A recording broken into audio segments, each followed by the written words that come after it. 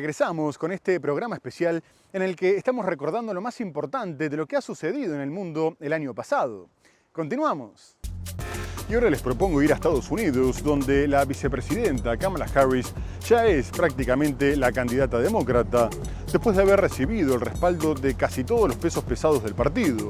El expresidente Barack Obama había dicho previamente que esperaba que hubiera competencia por la representación demócrata, considerando que elegir al candidato a dedo podría perjudicar las posibilidades de derrotar a Donald Trump. Y también se había especulado con que una de las competidoras de Harris podría ser su esposa Michelle Obama, que daba muy bien en las encuestas. Sin embargo, ahora el matrimonio llamó a Harris para brindarle todo su apoyo. Además, el partido decidió modificar sus reglas internas para adelantar la nominación, considerando que favorecería la unidad dentro del partido y le daría más tiempo para definir una estrategia. La vicepresidenta, que de ganar se convertiría en la primera mujer al frente del Ejecutivo de Estados Unidos, consiguió una lluvia de donaciones y crece en las encuestas, aunque estaría en un empate técnico con Donald Trump o incluso algo por detrás.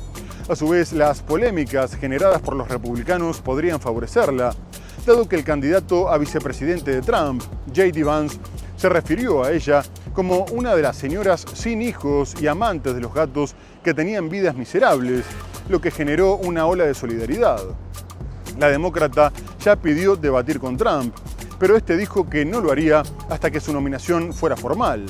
De cualquier manera, Kamala Harris ya actúa como si lo fuera y se reunió en la Casa Blanca con el primer ministro israelí, Benjamin Netanyahu, a quien le dijo que no se callaría ante el sufrimiento de los palestinos.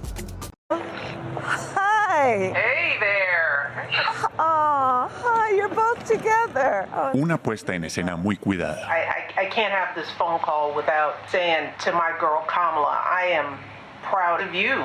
This is going to be historic.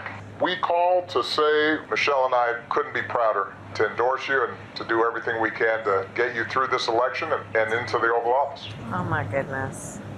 Michelle, Barack, this means so much to me. I'm looking. Harris buscará convertirse en la primera presidenta de su país en las elecciones de noviembre, después de que el mandatario Joe Biden anunciara abruptamente que no buscaría la reelección.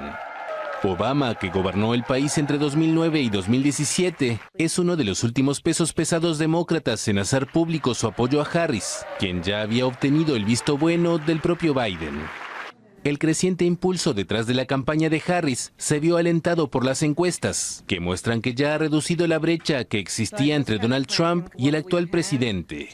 En un mensaje en sus redes sociales, Harris dijo el jueves que estaba preparada para debatir con el candidato republicano, quien consideró inoportuno concretar un duelo con su nueva rival antes de que ella sea nominada oficialmente en la convención del Partido Demócrata en agosto. Y mientras avanza una campaña relámpago, la vicepresidenta comienza a vislumbrar las que serían sus posiciones en temas álgidos, como la guerra en Gaza. El jueves sugirió durante su reunión con Benjamin Netanyahu que no permanecerá en silencio ante el sufrimiento de los civiles. Y ya nos vamos a ir a Venezuela, donde el mandatario Nicolás Maduro se impuso en las elecciones con poco más del 51% de los votos frente al candidato opositor Edmundo González Urrutia, que quedó 7 puntos por debajo. El Consejo Nacional Electoral se había demorado en dar los primeros resultados, advirtiendo que esperaría a que hubiera una tendencia clara, y lo hizo tras haberse escrutado el 80% de las actas, afirmando que el resultado ya era irreversible.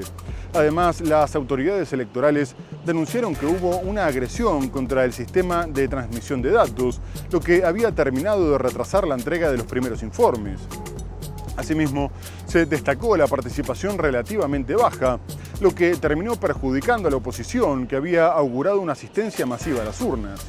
A su vez, tanto el oficialismo como la plataforma unitaria se habían declarado vencedores antes de que se dieran a conocer los resultados, y más tarde la líder opositora María Corina Machado, que no pudo competir por estar inhabilitada para ocupar cargos públicos, denunció un supuesto fraude electoral y afirmó que habían ganado con el 70% de los votos. Machado no mostró pruebas, pero aseguró que todo el mundo sabía lo que habían hecho y agregó que eso era desconocer y violar la soberanía popular. Por su parte, Maduro celebró el resultado destacando que no habían podido quebrar la dignidad del pueblo ni con las sanciones ni con las agresiones y las amenazas, y pidió que tanto la oposición como la comunidad internacional respetaran los resultados. Presidente reelecto de la República Bolivariana de Venezuela. El presidente izquierdista Nicolás Maduro fue declarado el domingo ganador de las elecciones presidenciales de Venezuela.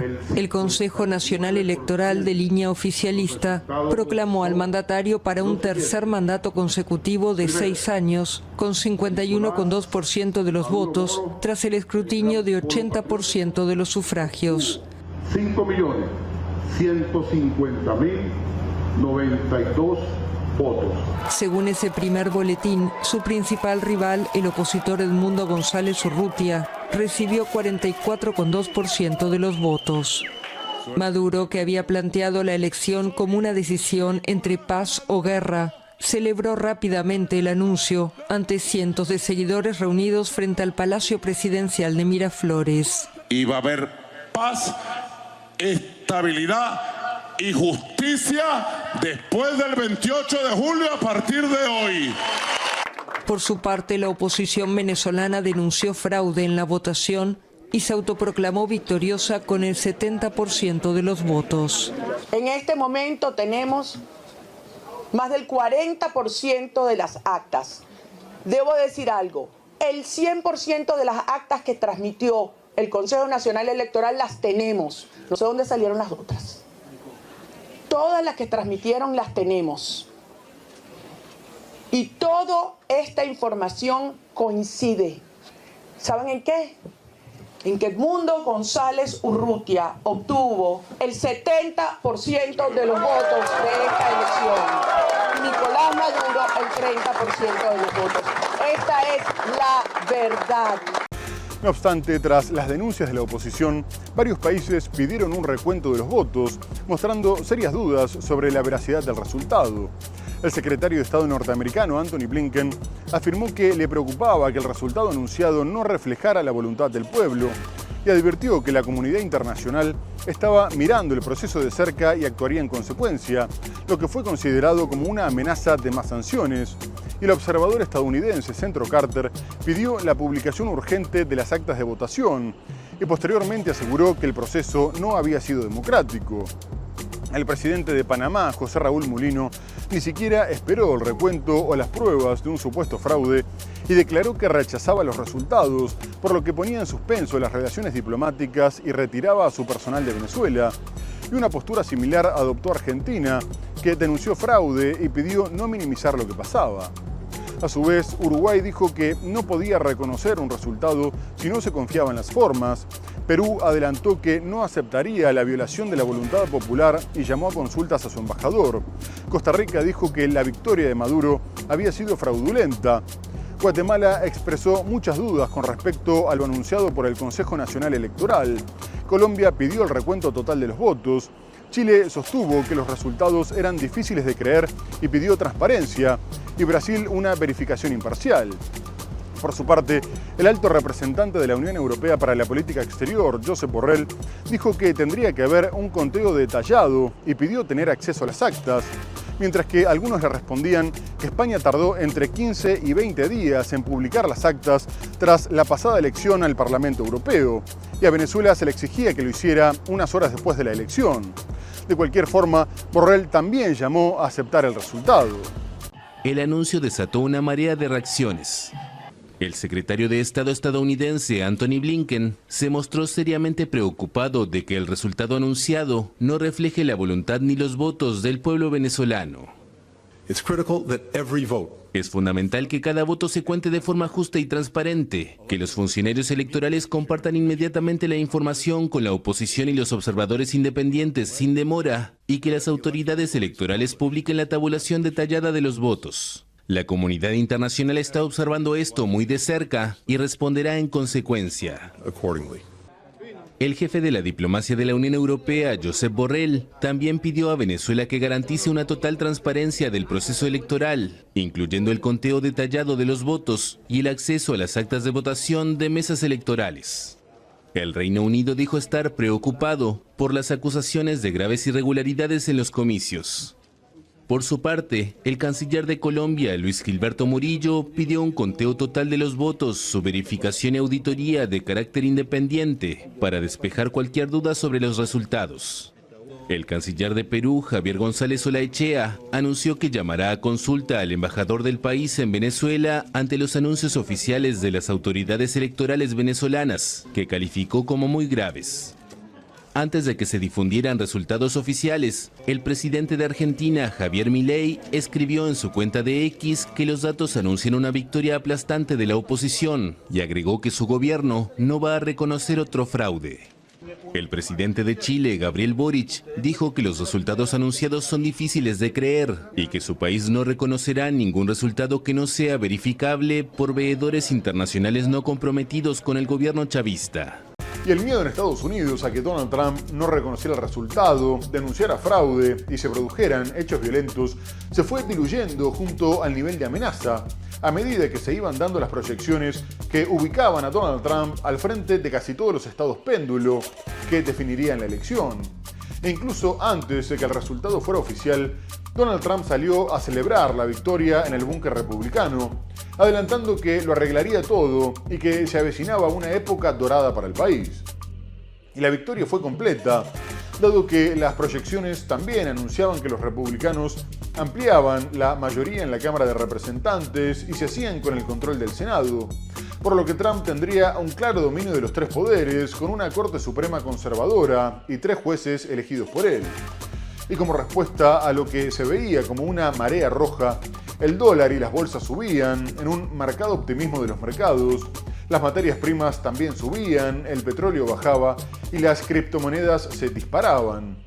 Y la contracara de la noche fue el búnker demócrata, donde la desilusión era palpable y que confirmó sus temores cuando se le pidió a la gente que fuera desalojando el lugar porque Kamala Harris no iba a salir a hablar, tal como había sucedido cuando Hillary Clinton perdió la elección, y muchos anticipaban que su improvisada nominación le había costado la carrera política a la exfiscal, que no supo mantener el impulso inicial tras la renuncia de Joe Biden a la candidatura, no pudo seducir a los latinos, movilizar a las mujeres, los afroamericanos no se sintieron representados e incluso perdió al ala izquierdista del partido, con su dura postura migratoria y su apoyo férreo a Israel.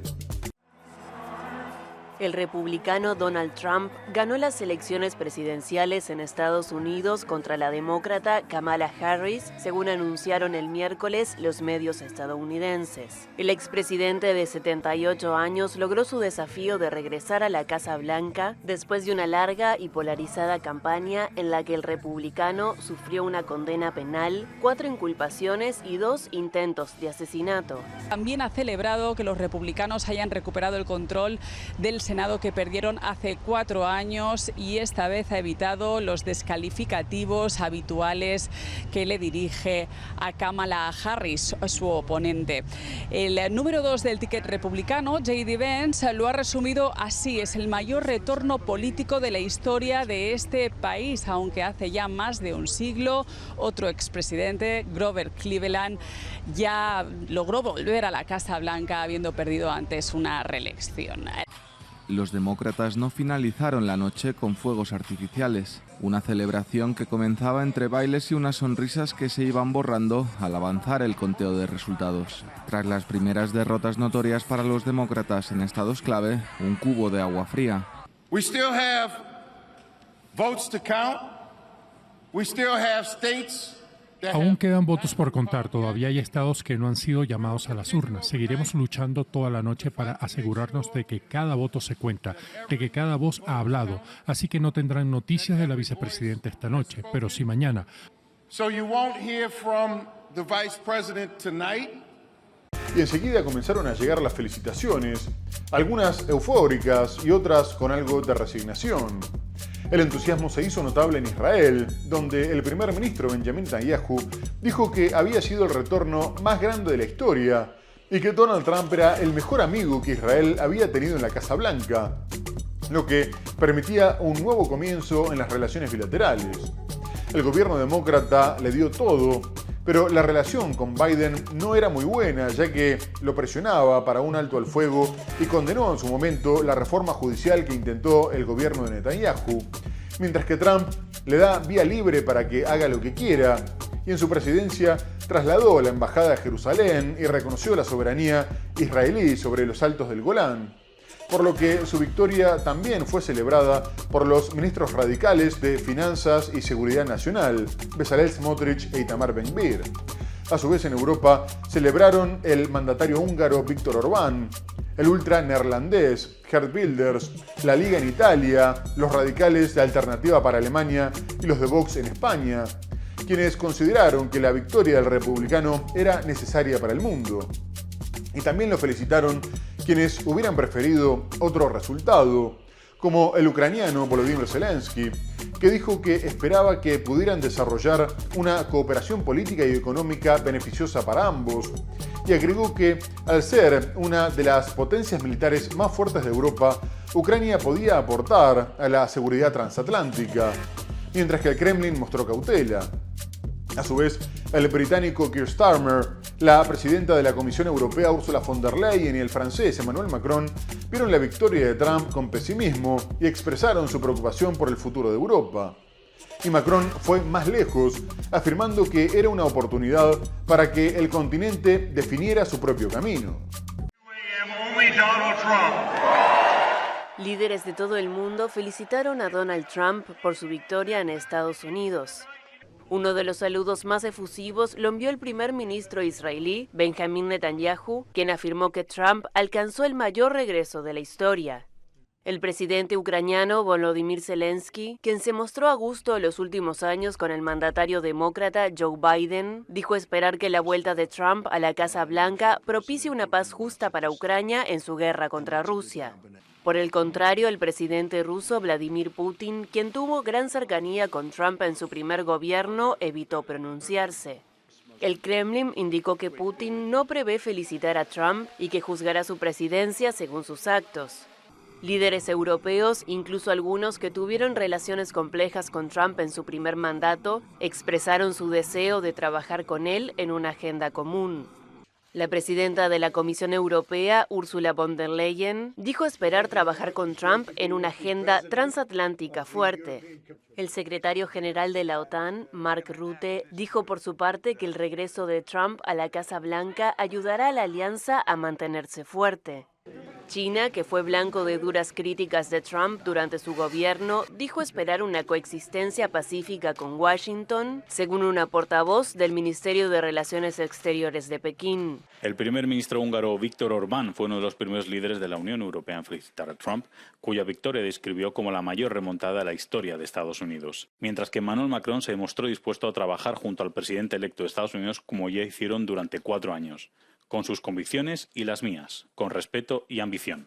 Mientras tanto, la presión en Alemania sobre el canciller Olaf Scholz aumentó después de que terminara de romperse la coalición gobernante y le pedían que convocara elecciones anticipadas lo antes posible. La exigencia fue encabezada por el opositor derechista Friedrich Merz, que aparece como favorito de cara a los próximos comicios, mientras que la extrema derecha de Alternativa para Alemania se quedaría con la segunda posición. Pero también los verdes, que integran el Ejecutivo, se unieron a la derecha para pedir que se adelantara el voto de confianza que el gobierno socialdemócrata había fijado para enero, por lo que se esperaba que las elecciones tuvieran lugar en marzo, 6 meses antes de lo previsto. Y Scholz cedió a las presiones, diciendo que si bien quedaban varias cosas por hacer, él también quería acelerar el proceso y fijó el voto de confianza para el 16 de diciembre. A su vez, varios diputados de su partido también lo presionan para que retire su candidatura, ya que tiene bajos índices de popularidad, y piden que sea reemplazado por el ministro de Defensa Boris Pistorius. La caída del gobierno de coalición se produjo tras meses de tensión por el presupuesto presentado por el líder del Partido Liberal, Christian Lindner, que contaba con la oposición de sus socios, y Scholz lo terminó destituyendo, acusándolo de bloquear ayudas a Ucrania y de buscar el colapso. A su vez, los verdes también apuntaron contra Lindner porque su postura dejaba sola a Ucrania y beneficiaba a Rusia, mientras que este los acusó de no tomarse en serio los problemas de la industria y las preocupaciones de los ciudadanos y abogó por recortar prestaciones sociales para no aumentar la deuda. Alemania celebrará elecciones legislativas anticipadas el 23 de febrero tras el estallido de la coalición de Olaf Scholz. Tras varios días de pulso, la fecha fue decidida en acuerdo con el principal partido de oposición, según dijeron el martes a la AFP fuentes del partido gobernante. Según otra fuente, Scholz presentará una moción de confianza en la Bundestag, la Cámara Baja del Parlamento, el 16 de diciembre. La votación de los diputados tendrá lugar 2 días después. El sacudón llega en el peor momento para la primera economía europea, inmersa en una grave crisis industrial y preocupada por las repercusiones que el regreso de Donald Trump a la Casa Blanca tendrán en su comercio y su seguridad. Scholz, que ahora está al frente de un gobierno minoritario con los verdes, contemplaba inicialmente una moción de confianza el 15 de enero y elecciones en marzo. La implosión del gobierno tripartito se dio a raíz de que Scholz cesara a su ministro de Finanzas, el liberal Christian Lindner, debido a profundos desacuerdos sobre la política económica. Esta crisis es el desenlace de meses de disputas entre los 3 partidos del gobierno sobre la política económica a seguir, acentuadas durante la preparación del presupuesto de 2025, que debe cerrarse en noviembre. Scholz esperaba retrasar el proceso hasta principios del próximo año, argumentando que aún queda trabajo por hacer. Pero el líder de la oposición cristiano-demócrata, Friedrich Merz, exige elecciones lo antes posible. Pretende convertirse en canciller, ya que su partido ocupa un lugar destacado en las encuestas. Mientras tanto, Donald Trump parece haberse librado de los casos judiciales en su contra, después de que el fiscal especial que lo investigaba por el asalto al Capitolio y por el manejo irregular de documentos clasificados, Jack Smith, reconociera que el Departamento de Justicia prohibía perseguir a un presidente en funciones, tras lo cual la jueza federal del Distrito de Columbia, Tanya Chutkan, cerró la investigación. El fiscal afirmó que la prohibición era categórica y que no dependía de la gravedad de los delitos, de la solidez de las pruebas ni de los méritos de la acusación, aunque destacó la solidez de los casos y no descartó que Trump pudiera volver a ser acusado cuando dejara el cargo en el 2029. A su vez, la Fiscalía comunicó que iba a continuar con el proceso contra 2 empleados del Republicano, involucrados en el caso de los documentos clasificados encontrados en su mansión de Mar-a-Lago. Y poco más tarde, el presidente electo reaccionó reiterando que los casos en su contra habían estado motivados políticamente, por lo que fueron un punto bajo en la historia del país. Además, acusó a los demócratas de haber malgastado $100 millones en el proceso vacío e ilegal. Previamente, la Corte Suprema le había dado total inmunidad por actos oficiales, pero la acusación afirmó que el discurso en el que instaba a sus seguidores a ir hacia el Capitolio para evitar la certificación de Joe Biden no había sido un acto oficial. Trump todavía tiene un caso penal en Georgia por intentar revertir el resultado electoral, pero varios de los cargos ya fueron retirados. Y en el caso por el que fue declarado culpable por fraude, por esconder el pago a la actriz de cine para adultos Stormy Daniels para que no revelara una relación que habían mantenido, el juez decidió posponer indefinidamente su sentencia. Una jueza accedió el lunes a la petición del fiscal especial Jack Smith de desestimar un caso contra el presidente electo de Estados Unidos, Donald Trump, por presunta injerencia electoral en 2020. El funcionario argumentó su decisión a la luz de una política del Departamento de Justicia de no procesar a un presidente en ejercicio. No obstante, dijo que la posición del gobierno sobre la acusación no ha cambiado y pidió dejar abierta la posibilidad de que pueda reactivarse una vez que Trump deje el cargo, algo que también fue aceptado. El republicano es acusado de conspiración para defraudar a Estados Unidos y para obstruir un procedimiento oficial, es decir, la sesión del Congreso para certificar la victoria de Joe Biden en las elecciones de 2020. Esta fue interrumpida el 6 de enero de 2021 por una turba de partidarios del magnate, a quien también se le acusa de intentar despojar de su derecho al voto a los estadounidenses con sus falsas afirmaciones de que ganó esos comicios. Smith acusó a Trump de gestionar incorrectamente documentos ultrasecretos después de dejar la Casa Blanca, pero este caso fue desestimado por una jueza federal en Florida con el argumento de que su nombramiento como fiscal especial fue ilegal. Aunque en su momento había recurrido la decisión del magistrado, Smith retiró la apelación el lunes. Trump se enfrenta a otros 2 casos, uno en Georgia y otro en Nueva York, por el que fue condenado. Pero el juez a cargo pospuso la sentencia mientras considera una solicitud de los abogados de Trump para que la condena sea anulada a la luz de una decisión de la Corte Suprema, que en julio afirmó que un presidente tiene amplia inmunidad en el ejercicio de sus funciones. Muy bien amigos, se nos ha terminado el programa.